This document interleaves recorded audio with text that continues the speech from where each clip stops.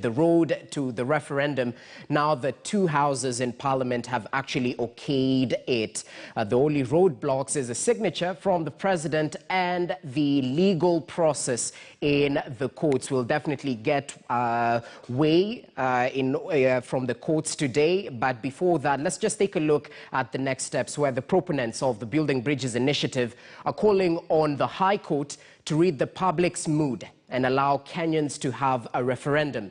A statement issued by the BBI Secretariat comes ahead of today's High Court ruling on whether the Independent Electoral and Boundaries Commission, IEBC, can proceed to plan a referendum or not. Emmanuel To with the latest intrigues as the clock ticks on the process of amending the 2010 Constitution. The ayes have it. Wednesday evening, the BBI Secretariat issued a statement urging the courts to monitor the public mood and pay attention to the voice of the people regarding the BBI process. The Secretariat adding that the court should, quote, allow Wanjiku to have a final say on the proposed constitutional amendments by way of referendum. The statement also calling on the IEBC to be ready to conduct free, fair and transparent polls. If Tanga continues fighting the BBI, they are just flogging a dead horse. This comes hours before the High Court makes a ruling Thursday as to whether or not IEBC will be allowed to prepare for a referendum on the Constitution of Kenya Amendment Bill 2020. In a ruling delivered by a 5-judge bench, the court had temporarily halted IEBC from making any plans for a referendum, pending hearing and determination of 7 petitions filed challenging the process. All eyes will now be on Justices Joel Ngoge, George Odunga, Jerius Nga, Janet Mulwa and Chacha Mwita. If the bench gives a green light on the process, then the remaining steps might come in quick succession. On the flip side, if the ruling goes the other way, then it will be back to square one for the BBI proponents. This comes as time continues to run out for the supporters of the constitutional changes that are set 1 year before the next general elections. There are proposed constituencies. There's need to delimit those constituencies. If you asked me, we're actually running out of time, because ideally we should have gone to a referendum by June. We can't do it. We cannot even do maybe July. We can't. So effectively what we are saying is that we have about 90 days, which takes us into August. Section 256 of the Constitution of Kenya spells out the remaining steps before the referendum. After the passage in Parliament, Speakers of the National Assembly and the Senate are jointly set to hand over the certificates of the passage of the bill to President Uhuru Kenyatta. The President will then notify IEBC of the decision by Parliament, which will then organize a referendum within 90 days. However, the Constitution does not specify how long the Speakers and the President have to do their part. Now it's the delegated power that the President has from the people to say, I have seen your will, I have read it, and I'm now saying that this goes to the next stage, which is now, let IEBC now come back to you. Emmanuel To, KTN News, Nairobi. Well, interesting developments. We're set to receive the way forward from the courts today. But even as we wait for that, talk is rife on the benefits of this Constitutional Amendment Bill 2020, bearing in mind the quality of debates we saw on the floor of the House, even as the legislators voted to actually give an okay to the bill. Allow us to interrogate some of the issues. The economic benefits that are set to be brought forth by the BBI bill, the contentious issue of the 70 new constituencies, and of course the real reason why the handshake happened, the cyclic violence around elections. Will BBI truly solve this pertinent issue? Just to reintroduce my panelists in studio, I'm joined by Professor Gitile Naituli, who's a former NCIC commissioner. Many thanks for your time in studio and many thanks for your patience. Stephen Mwakesi, public policy analyst, and via way of Zoom, Dr. David Matsanga, who's a political commentator. Gentlemen, let's get right into it.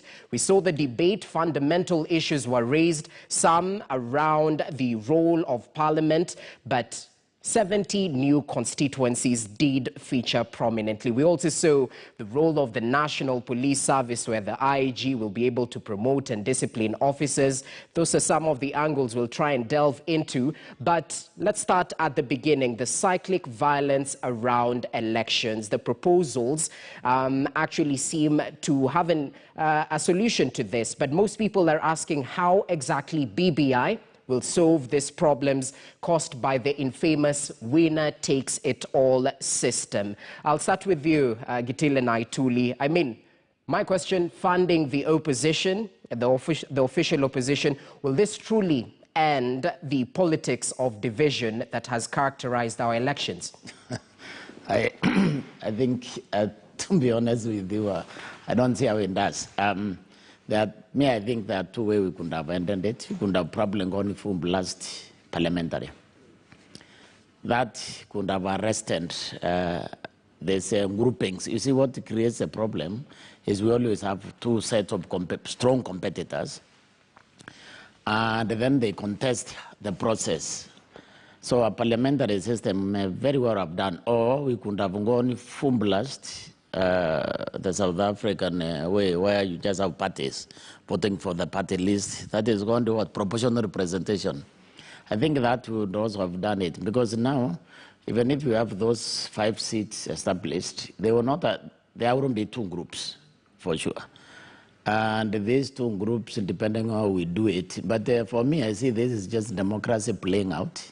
I think Kenyans need to be positive about the process we have seen. We saw a lot of passion in Parliament. That's how it's supposed to be. All we have to do now is to learn to accept the winners and join the winners when you lose. That way, we maintain civility. That way, we maintain peace in our country. And the passions are fantastic. Only that we should not perpetuate the differences after somebody has won. We say, thank you, you have won, I'm with you. Now let's move forward. That way we have a peaceful country. Okay, that's a simple solution. But Mwakesi, reality on the ground is, even as we know, democracy, winners have their way and the others have their say. The nature of our politics is guided by it's all about regionals and the candidates who represent these regions rather than political ideologies. So in terms of cyclic violence, do you think in one way or the other that an expanded executive, the proposal to have the Prime Minister, the Deputy Prime Ministers, will this actually solve these issues? Thank you, Jesse. I think one of the things that I think the drafters of the BBI bill were going after with the idea of creating the leader of the opposition and also creating the prime ministership was the idea that it would be impossible to really plan for an election, being an elected leader, to go for the 50+1. Kind of a formation. And ideally, I think the experimentation here was on the nature of building coalitions ahead of every election. By doing this, it means that you would then have to pick people from different regions, put them in a sort of coalition so that you would not naturally have a distinctive fight between one tribe or the other. Like you could find in the previous elections whereby it was very clear that the Kikuyus were on this end and the Kalenjins were on the other end and the Luos on the certain other end. This particular formation whereby even to choose a prime minister, you're looking at a prime minister who's been being selected from a coalition of parties that hold the highest numbers within the parliament. So the idea was that even anyone from a very small party, or from a very small region, provided he's in a winning coalition, he can be able to take up the prime minister position. Then the fact that any loser would not go home feeling like there would be no position left for him, they would probably then pick up the leader of opposition and then take up that particular mantle. So that was the thinking around it. Whether that would actually translate to an actual cessation of violence when it comes to our electoral cycles is something that is yet to be proven or tested when we go into this particular election. And that's why you find that the proponents of this particular piece of constitutional amendment are really trying to also push for segregated or balkanized kind of political groupings as we go into this particular election, where the Luyas are being told, you know, form a team, work together, go into by-elections together. The Kambas are being told, form your own arrangement here, be seen sitting together. The coastal team is also being told to do that, Joho, Akingi, Mvurya. And so this putting of people into different blocks is primarily aimed at ensuring that what is being intended within the BBI bill will be eventually achieved. But again, we are seeing that even as we go into these particular elections, people are still very tied to their ethnic backgrounds. Where the ethnic leader is leaning is where they think that they will lean. But then there's also the other separate narrative that the deputy president is trying to pull and saying that, look, I'm not all national. I do not want to see a situation whereby we are dealing with people from a fragmented perspective. He's trying to build a national party while the rest of the teams are really trying to create these coalitions around separation and balkanization of tribal elements. It's an experiment. We will know the success of it if BBI ends up being passed. But I also know that despite of whether BBI goes into referendum now ahead of the elections or not, already from the formations with the One Kenya and whatnot, the idea has been that nobody should be able to get to 50+1 come to 2022. So there are strategies within the bigger strategy of trying to create a way in which coalitions are preferred as opposed to just singular parties moving in. And then it's quite a change from what President Uhuru believed in 2017 to what we are seeing in 2022. Okay, Dr. Matsanga, what do you say about this? Because the nature of the political scene in the country, if a candidate from a specific region doesn't make it to the top seat, a region might feel left out in one way or the other. So how exactly do we address these inequalities brought about by distribution of resources within some regions? Talk to us. Thank you very much, Rogers. I want to thank the professor and my friend Makesi. The purpose of BBI, let's remove the word BBI and call it a redemption strategy. It is a redemption strategy. The 9 points that Raila Odinga and Uhuru Kenyatta sat down and looked at are the same points that ails Kenya. The question of violence, corruption, ethnicity. These are some of the things that kill Kenya every 5 years. So it was right for the two leaders, and I congratulate them again, that this model, I want to tell you on this national television, that I've taken that model and amplified it. I've taken it to one of the countries in Africa, where soon in Southern Africa, you will see the leader of opposition shaking hands with the president and they work together. You see, as a political scientist researcher, professor, we understand, you don't leave some things to fall aside. I've taken that. Coming back to Kenya, Article 257 is clear. I don't know why you MPs in Parliament were making noise for what. Article 257 is very clear. It says you can fail, you can agree, not agree, but you have nothing to do. You're a conveyor belt. The MPs themselves left that thing in the Constitution for a long time. They should have changed it a long time ago. 2, the BBI as it stands now, you like it, you don't like it, it's the people's initiative. It is not yours. It goes back to the referendum. And what comes out in the referendum is a decision that the people of Kenya would have decided. Time and time again, every 5 years.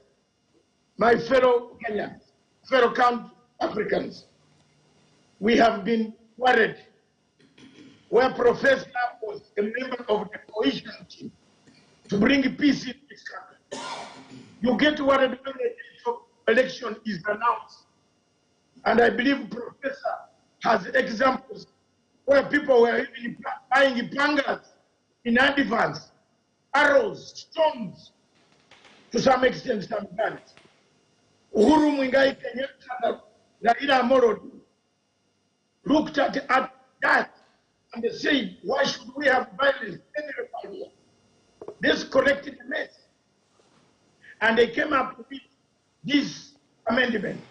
The amendment might not be a foolproof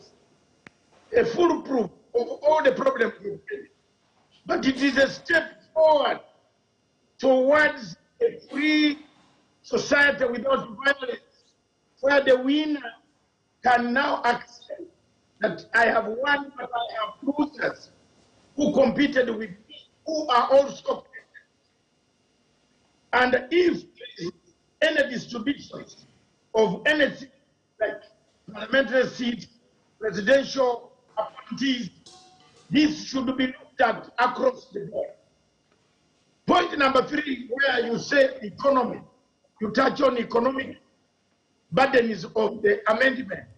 There is no economic burden here. The Prime Minister is coming from Parliament. He's going to get the salary in the Parliament. There is no special salary for the Prime Minister or Deputy Prime Minister. Okay. The salary is the same as the MP. The only thing we shall have extra, which the all MPs get anyway, is a special car, 2 extra bodyguards, and some pocket money for entertaining guests when it comes or goes around the country or outside the country.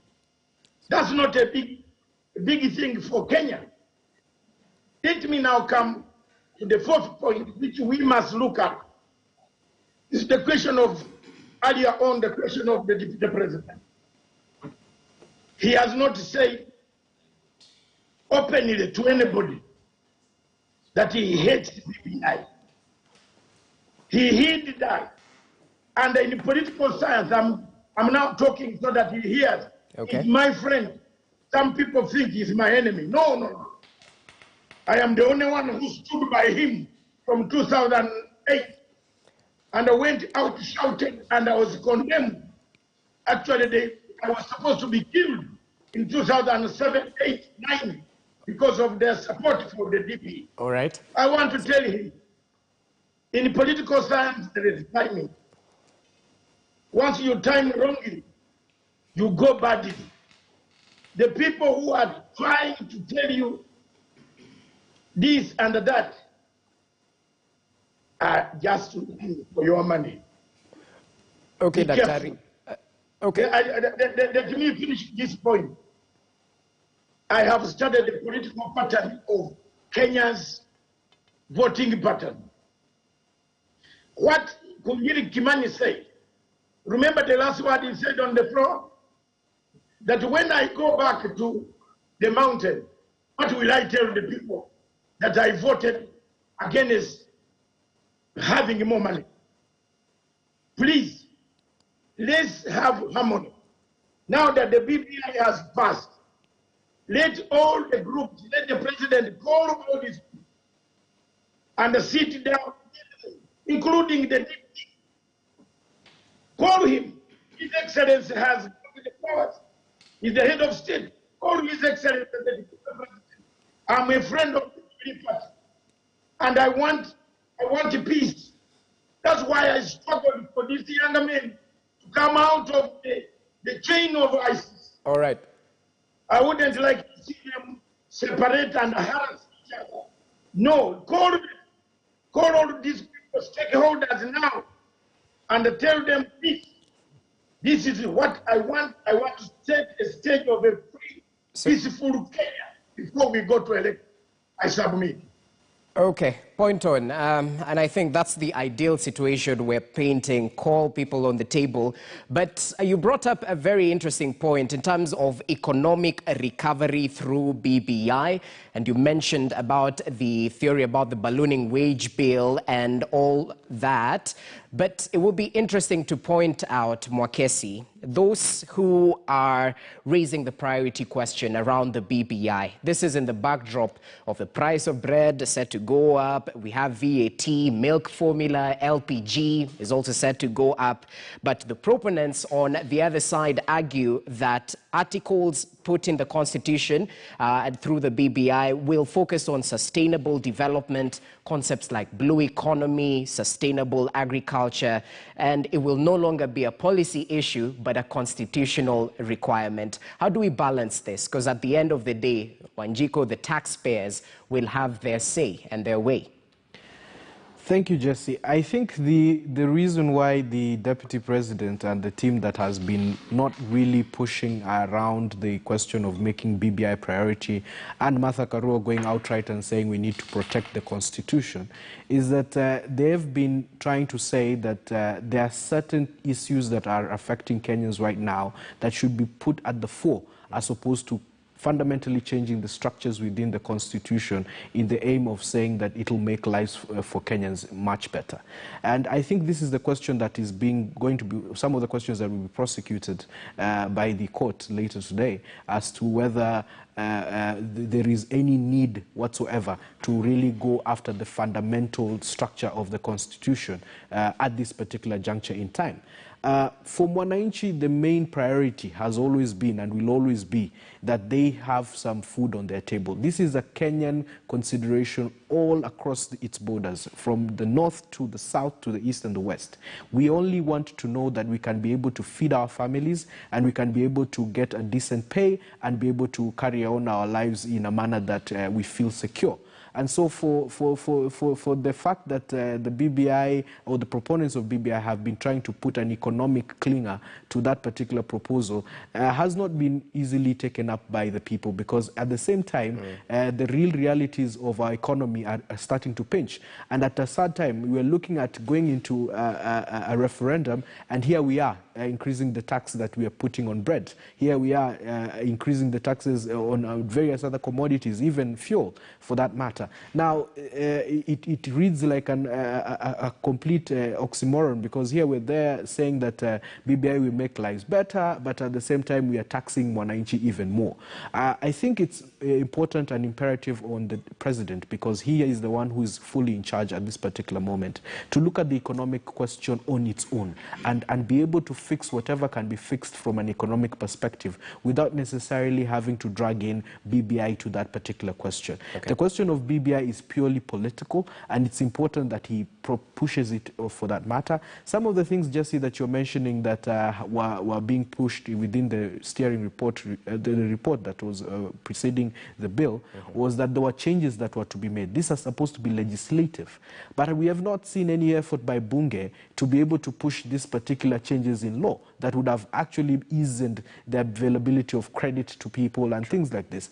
We've focused more on the political question heavily, and it's going to become a big consideration when it comes to referendum, because Mwananchi will then now have to make a determination as to whether this is the reality. We need, as a country, to focus more on the productive elements of our economy. If you can push for that, then anything else, when the people are fed, they can discuss issues about changing the Constitution. When people are fed, you tell them that you want to create even 20 or 50 ministries, they'll be saying, fine, we are all happy, it's a good time in our lives, we can go ahead and do that. Okay. But for now, I think how the balance between, it's a question of statecraft, how to balance the political demands of BBI and the economic realities. It's something that will be a job that Uhuru has to do over the next few weeks preceding the referendum. And I'm sure it will feature prominently. Professor, as you had your take on that, I mean, the icing on this particular cake, counties getting 35% of the devolved funds. I mean, this is a good thing, but there are those who are concerned that the government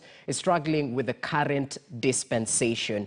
Are they shooting themselves on their own foot? Are they thinking narrowly, bearing in mind the challenges of today? Are they blinding it from the possibilities of the future? How do you approach this?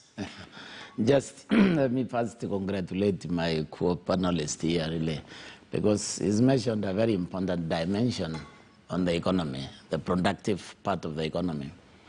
And your question concentrate on the distributive part, of the economy. The distributive does not deliver, but the productive part actually delivers economic growth. And for you mentioning that, I really do appreciate. The argument that the government now is not able to afford 15%, so it can not afford that 5%, is inaccurate. It's inaccurate because we are assuming a stagnant economy.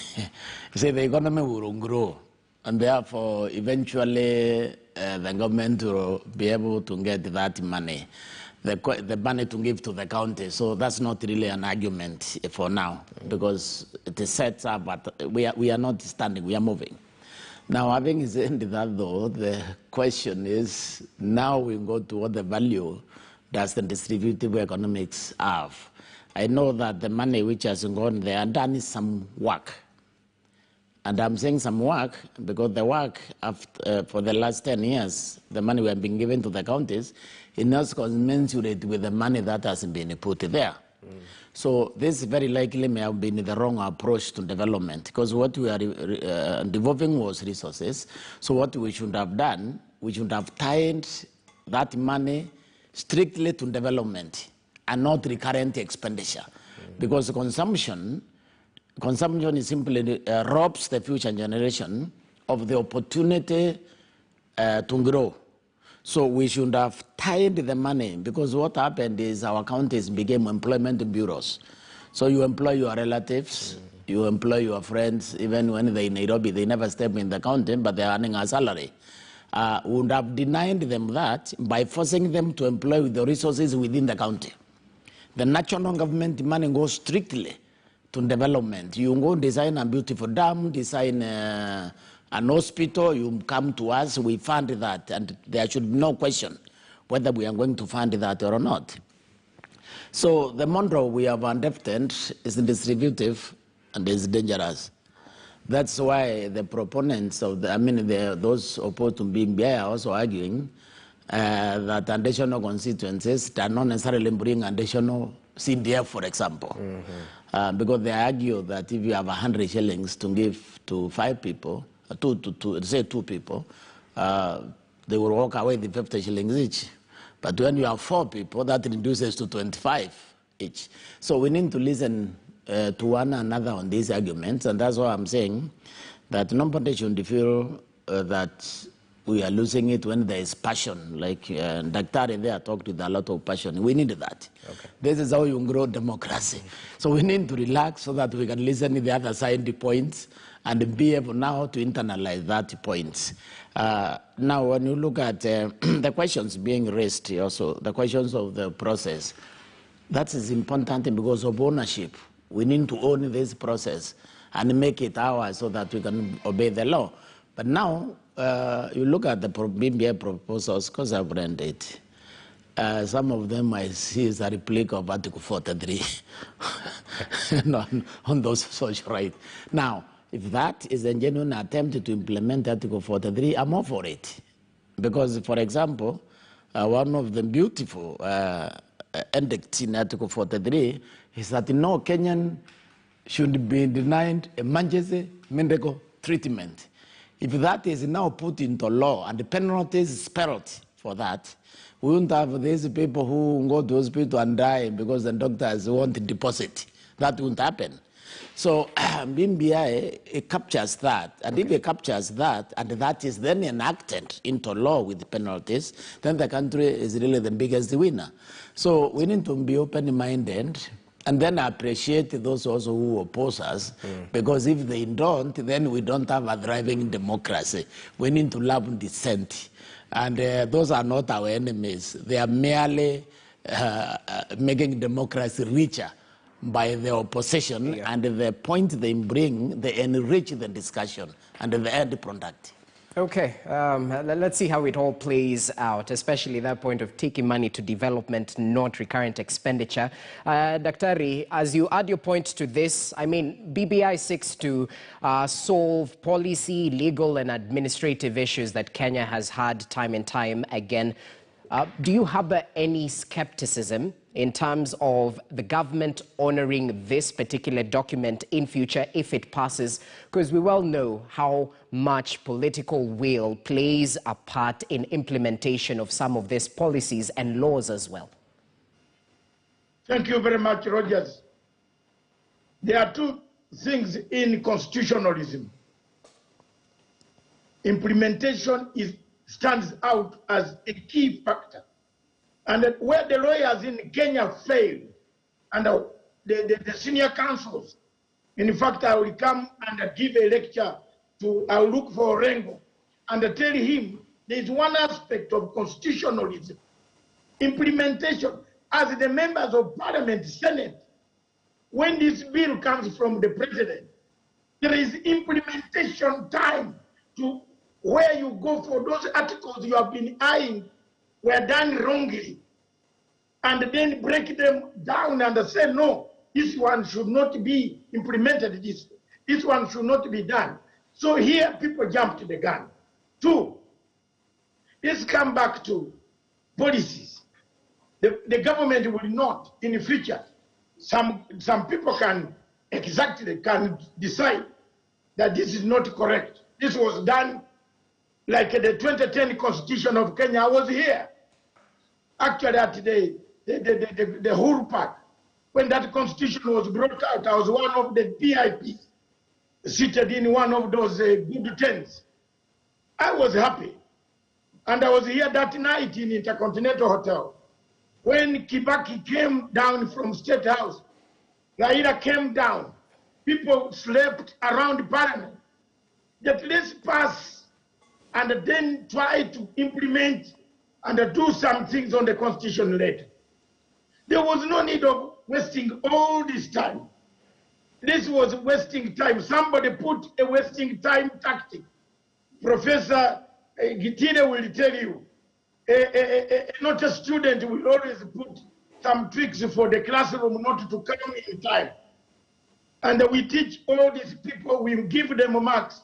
But he says, if they go now, I will miss this. So there was a delay tactic by certain section of the people of Kenya that this BBI bill should not pass through. Coming back to the reality, and I want to bring the bombshell, the elephant in the house, which Gitile is not talking about, and it is coming. You cannot conduct a free and a fair election without reforms in the electoral systems. Kenya needs those reforms. There is nowhere where Kenya is wrong. There are smaller places where every African feels. There is no African who has a first-class, life to live. Most of us are just struggling.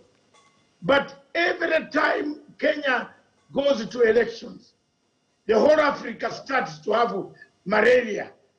The whole Africa starts to have cough because we don't know what is going to happen. All right.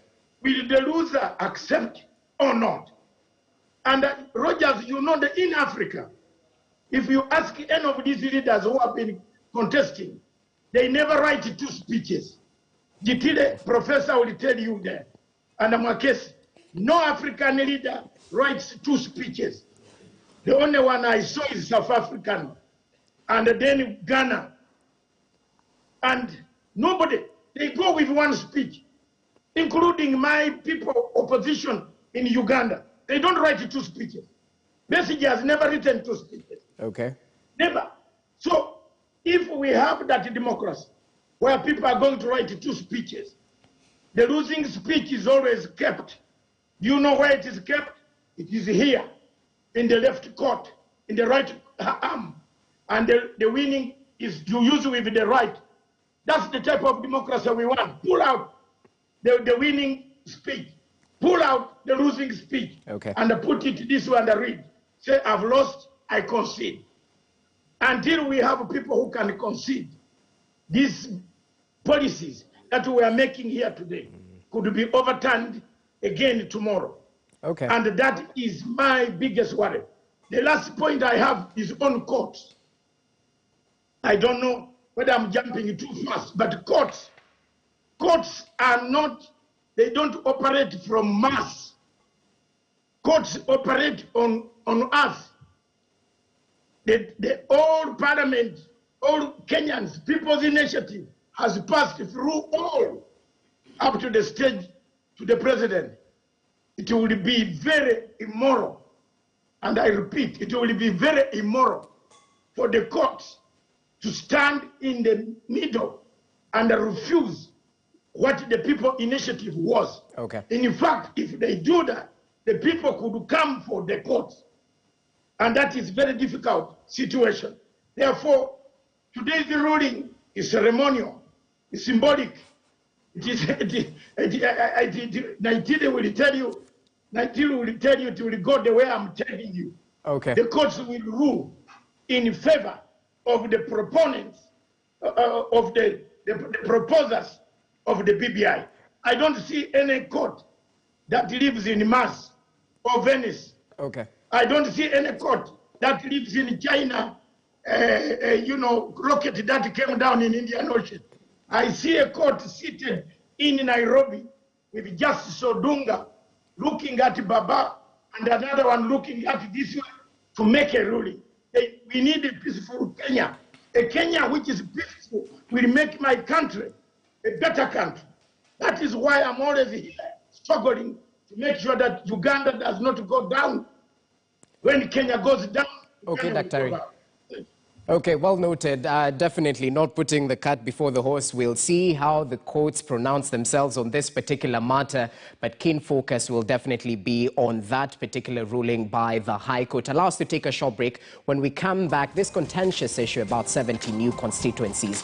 In one way or the other, the amount of money allocated to constituencies vis-a-vis the additional constituencies. Is this a bad move? We'll try and interrogate that, including the number of constituencies going to the mountain region.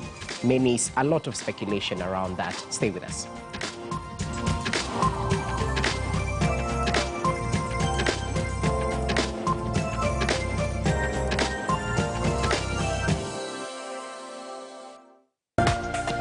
This is KTN News.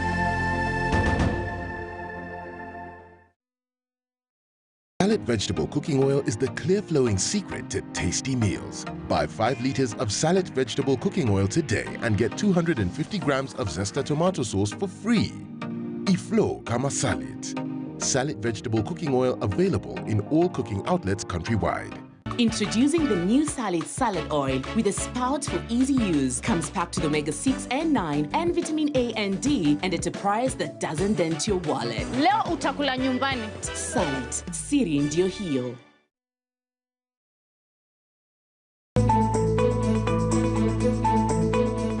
Wakenya wamekuwa naulizia Baba Zero yuko wapi? Mimi niko hapa. I'm taking my time to enjoy the finer things in life. Na Zizi alienda wapi? Mimi nimekuwa nafanya muziki kwa miaka 21 sasa hivi. Kuimba ni kazi yangu, ni kipaji changu. Nimewaachia watu siasa, siingilii.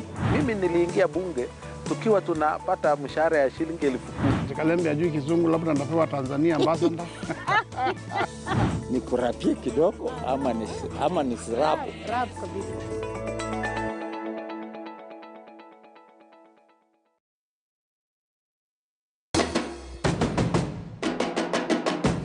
BBC Money Daily is back. Your bite-sized snapshot of what's hot in business and beyond.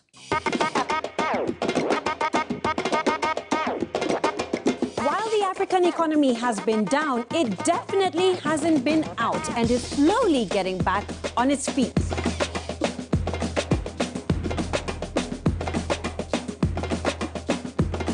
We are here to give you the very latest, showing you how businesses across the continent have managed to keep the wheels of commerce turning, even in crisis. We will feature the continent's brightest experts to help you and your business go from surviving to thriving. Join us every Monday, Wednesday, and Friday. See you then.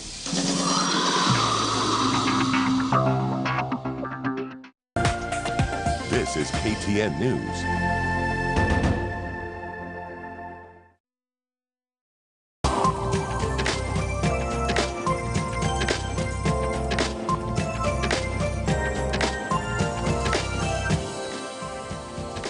Welcome back. You're watching Morning Express. Always a pleasure to have you with us. We're trying to take a look at the road to the referendum. What next for the BBI bill and some of the contentious issues that seem to have arisen through the parliament process even before it gets to the Wananchi. Stephen Wakesi, let's talk about this 70 new constituencies. The allocation, especially for those who might consider that Mount Kenya is getting a bigger chunk of the cake. Is this true? Let's start there. Jesse, for me, when I look at the BBI and how you would really perceive, and you can actually, the issue of the 70 constituencies was to try and heal this acrimony that had been coming from the central region about one man, 1 shilling, 1 vote, you know. And so the proponents of BBI thought that if we added the number of constituencies just by virtue of using one metric called the CDF fund, and that now by you looking at the allocation from CDF, you'd be able to cure this. So they proposed the number of constituencies that can be actually added from each particular county to be able to make these monies available to the people. Well, in my view, I've seen this to be quite a fallacy. The Central Kenya region is not actually receiving quite a lion's share of the votes of the constituencies as you would really anticipate. But considering that there are regions in this country that are receiving 0 or actually none at all, you would find that they can go about saying that yes, we're receiving quite a huge chunk of these particular constituencies, and they walk around feeling very benefited from the proposed allocation. Presently, we are saying about 25% of the constituencies will go to Central Kenya, and this is a big deal. These particular constituencies are not also being generously distributed in other regions, such as the Nyanza belt, whereby they felt that they were quite shortchanged by virtue of the fact that having had a significant stake, and some even say a 50% stake in this particular BBI bill, and yet they have failed to get the constituencies that would prove to their people that they were being considered when they were looking at this particular bill. And you find that the regions whereby you'd think that they would be very opposed to this particular BBI bill, like the Rift Valley region, is a significant gainer from the 70 constituency allocation. Yeah. So I think it was a mix of trying to balance the interests, and mainly from the Central Kenya region. Without that particular article, I tell you, Jesse, BBI would not be able to sell in Central Kenya. That particular provision was designed to make sure that the people of Central Kenya feel that they have been catered to, and that you are able to control the demands around 1 man, 1 shilling. And I believe that when Central Kenya goes to vote, I think this is one of the things that will be really put across to them. I'm sure Professor will give a very clear understanding as to why this might not, as he had said earlier, that might not translate actually to more monies to these particular counties or constituencies that have been allocated. So I think for me it was a brilliant move in trying to push the agenda forward, but it does not necessarily translate into potential benefits for the Central Kenya region. And worse still, for people like us who come from counties who are in the fringes, like Taita Taveta County, we would actually be struggling to see why we should support BBI, because there is also the provision that says at no point should one county receive an allocation per capita that is almost 3 times what has been given to one particular area. So, and using the basis of Nairobi, you'll find counties like us will not be able to get that high allocation as was being given before. In terms of per capita allocation. So for these regions which do not have high numbers of people, they might not see the benefit of BBI. But it was a brilliant execution for the part of the Central Kenya region. Okay, Professor, let's expand on that particular point. I know underrepresentation has been an issue in some parts of the country, but does this, the 70 new constituencies, translate directly to more allocation to these counties? Have the constituents been shortchanged in one or the other? What's your take on this? I think before I address that, let me just say that the BBI is correct, and one I believe was a major flaw in the way we allocate money to counties, which shouldn't have been addressed in Naivasha, but I guess the Central Kenya leaders went to sleep that time. You know what he just said about the losers and the gainers. There isn't really losers and the gainers, because when you look at this country, I can tell you, most people in Nairobi are more poor than people in Garissa. The Naivasha decision never took that into account, because at least somebody in Garissa is a camel or a goat. There are people in these slums with absolutely nothing. So we should have figured how to address that inequity before we decide on the formula which now was being used. And the BBI is addressing that. I think even the proponents of BBI are not selling it well.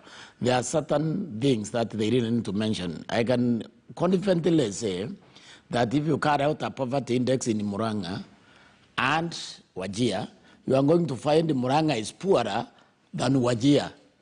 But the current scenario in terms of money to the counties did not take that also into account, but that now has been taken into account given the formula Mokesi has just provided here.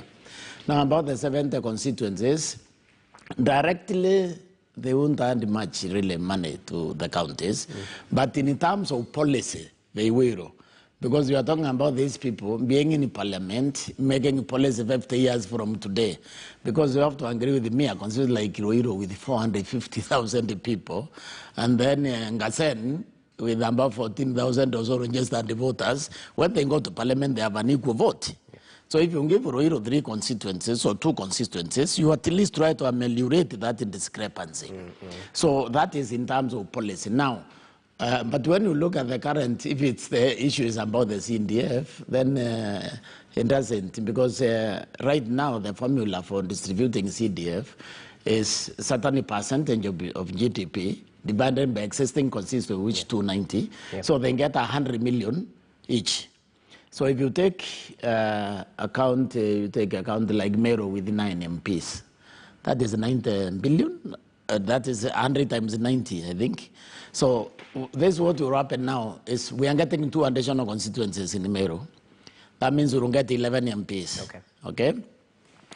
Now, the division, that percent of DP in GDP, which was being divided by 290, will now be divided by 360. Now, because it's divided by 360, it follows that the money will actually go down, but not up, because there is now more takers. But that granted, I think the law is futuristic. The law is looking in the future when we have more money, and also resorting from the policy, which are taken, and you expect that these MPs now, the proper representation will translate to good policy, which will translate to higher productivity and therefore higher income. Interesting.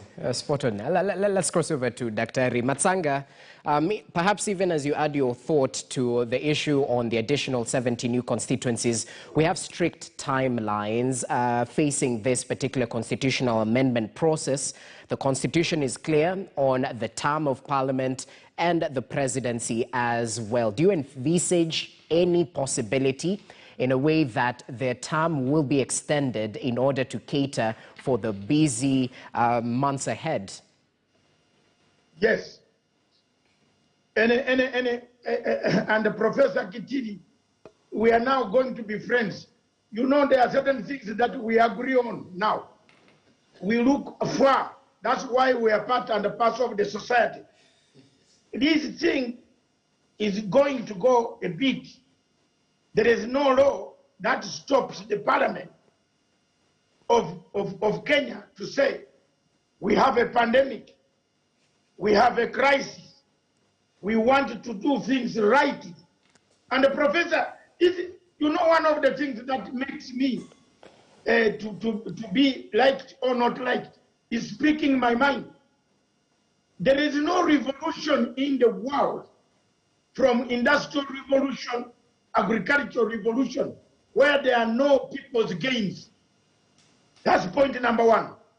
This BBI is a gain to certain people. I have seen people, you know, we must be very careful, Rogers, not to profile people.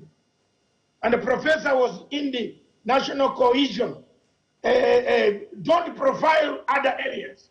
Because if you are saying you are marginalized, then you are profiling the other area.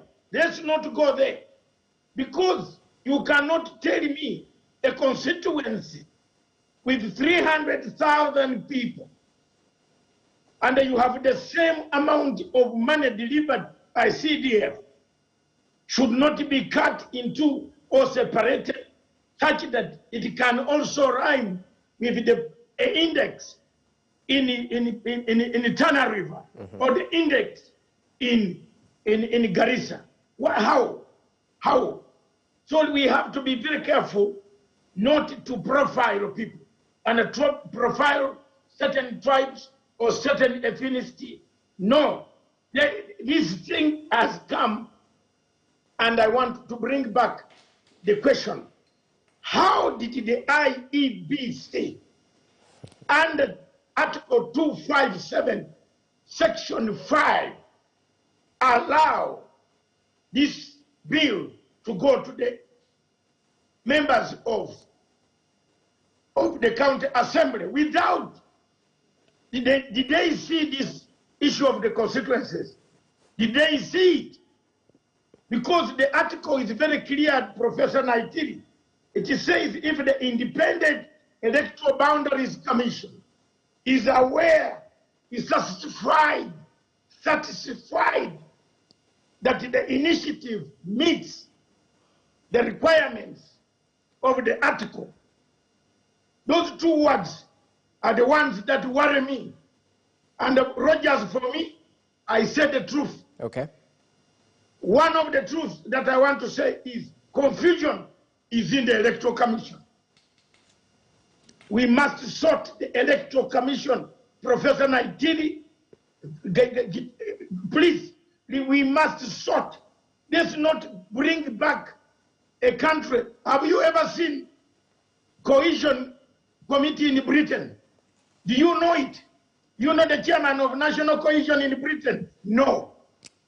We are going in trouble. The Independent Electoral Boundaries Commission created us this trouble.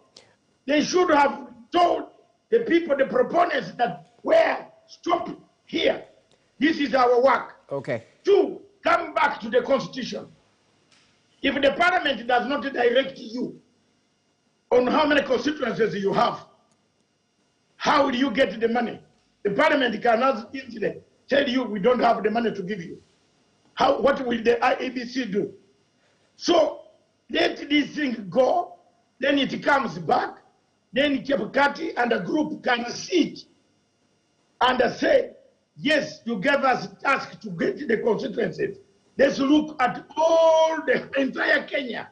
What do we do here and what we don't do here? Okay, Dr. Matsanga, allow me to bring in Stephen Mwakesi due to time. I mean, your take on electoral reforms and the strict timelines and the possibilities that might emerge out of this, briefly. When it comes to the question of the timelines that we have before the next election, I think the Krieger report was very clear that we shouldn't be trying to tamper with the independent electoral body before, or I mean 12 months prior to the election. And I think we are really out of time. We are yet to actually come through with the issue of selection of the members to the IEBC. We are yet to nominate those additional members to the IEBC so that they can be able to take their position and be able to run these particular elections and ensure that they're credible. But for me, I believe that it's not time to tinker with that particular provision. It's important that we secure it. And then going into that particular question of whether we should be able to see a move in the election dates, I think we need to start respecting our Constitution. Our Constitution is clear. August 9th, we are taking the vote as Kenyans. Let's preserve that particular aspect. I do not believe and I do not agree with Dr. Masanga's view that we can declare a pandemic and then extend the time period so that we can do things right and even tinker with so many other things. I think time is clear that as a democracy, we need to respect the Constitution first. And the Constitution is clear. Its date is very clear that we should be able to do the election come August 2022. Let's stick by those timelines. Let's ensure that also we respect the IEBC. They have learned their lessons. They have given their reports. They have said that they are ready to reform. Let's ensure that the people that we're bringing in and the recruitment of the CEO are such that that will ensure confidence as we go into that particular election. Okay. Professor, your final take on electoral reforms journey, and perhaps add a point on the accountability aspect, because corruption is definitely a sore issue in the country. Accountability of the executive, of the government through parliament, the proposals within the BBI, is this a proper thing? First, I think I want to tell my friend here that these things can be done. The constituents can be set up and all that within the period. There's really no lost time, because all you need is get the leaders angry and then get the opinion of leaders angry. I'm talking now from perspective of a negotiator, which I am good at. Once these leaders agree, the opinion leaders agree, this work can be done in a space of 1 to 2 months maximum. So that is an easy part. Now, the more difficult part is the one you mentioned, which is our biggest problem right now, the corruption, or whether Parliament has been able to exercise accountability role, which is its duty to do, and there it has not, because we see the Parliament carrying out investigations, and then they don't seem to be able to enforce. You see, we saw in the US when they were investigating the president and his relations with Ukraine, people went to jail for lying to Parliament. But ours, they go there, they say, this company, I was just a signatory or whatever the language they would use, or someone says, I had some commotion, then I came here, I found there was tenders, and I got one. Clearly they are lying to Parliament, and then they won't get away with it. So the Parliament need to figure out how to hold the people accountable who appear to it. They need to figure out also how they can control the executive, because remember, the DNA of our constitution is based on checks and balances, where the three institutions check each other, that is the Parliament, the judiciary, and the executive. Okay. They don't want any one branch to have an overall power. Now, Parliament doesn't seem to have exercised this role properly. Of course, I mean, again, we don't know the parameters. None of us is in that Parliament. We don't know the mechanics. But in judging from us an outsider, Parliament has not been very effective, because even the president told us that the corruption situation is very bad. Okay. He issued the executive order number 2, which was never implemented, where he demanded that all government organizations post the tender procedures, the companies given tenders, to a specific website. That was a beautiful executive order. That executive order, if it was implemented, the chemicals would never have happened, NYS would never have happened, all of those things. So allow me to ask you briefly, effectiveness of members of the executive sitting in Parliament in 30 seconds. Do you think this will enhance the accountability aspect of Parliament now? Professor? Well, this is where now the judges will come in, because what we have done is we have now a mixed grill, when the constitution and DNA is a separation of powers, because now we have executive sitting in the Parliament. But remember, executive was sitting in the Parliament before, and the Parliament was better then than the current one. Okay. So... Well, it's a game of wait and see. Let's see how it all plays out. But those are some of the nitty-gritty details that seem to stand out when talk around the Constitutional Amendment Bill 2020 is rife. We'll definitely continue interrogating this. Stay tuned to KTN News later on. We'll definitely highlight the rulings by the court on this journey to the referendum. I will adequately inform you on that. But enough with the discussion. We have to take a short break. Many thanks, Professor Gitile Naituli, former NCIC Commissioner, Stephen Mwakesi, right here in studio, public policy analyst, and Daktari David Matsanga joining us via way of Zoom. Always a pleasure. Political commentator right there. And I'm sure you and Professor will have a cup of tea later.